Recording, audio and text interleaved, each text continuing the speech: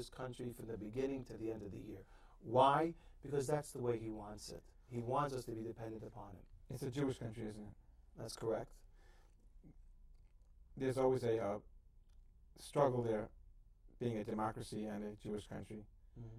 But in the end, I think you were trying to make sure that it remains as a Jewish country. Of course, you come from a democratic country. You understand the institutions there. Mm-hmm. Shed a little bit of light on that problem of that dichotomy, the two things. Well, I think that democracy is important. I'm not an expert in governmental policy, but democracy is important in a sense that it preserves lives, in a sense that it gives people the feeling and the ability to live freely, to breathe freely, and to develop their country. The moment that those rights are infringed upon and threatened, and human existence and life is threatened, well, then the question is, where does democracy fit in to that type of existence? The Jewish people have always been a compassionate, sensitive, and kind people. We do not look to proselytize. We are not interested in people joining our religion. We don't go out and aggressively pursue that. It's not something that we do. We want to be left alone. We want to be able to keep our religion. We want to upstand our principles, our morals, and our values. And, the moment that that's threatened and we don't have a chance to live freely, well, then that's the moment that we have to put our foot down and place democracy on the side for a second and say that democracy is worthless if you can't survive. Mm-hmm. A pragmatist.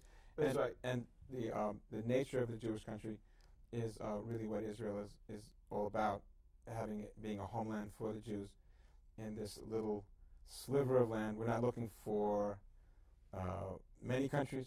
Right. We're looking for only one tiny little country that we could live as Jews. Yeah, I mean, people tell me all the time, first of all, that when they come to Israel, I've met people, Christians as well, and they come to Israel and visit Israel, they didn't have appreciation until they came to visit of how small the country is. Mm-hmm. It's smaller than the size of the state of New Jersey. Mm-hmm. You can go from one side to the other side in a few hours, and it's an right. unbelievable thing. Now, just to make I want to continue with you. I was going to put some music here, but this is very fascinating. I want to continue on with this. I want you to shed some light on the whole Gaza thing.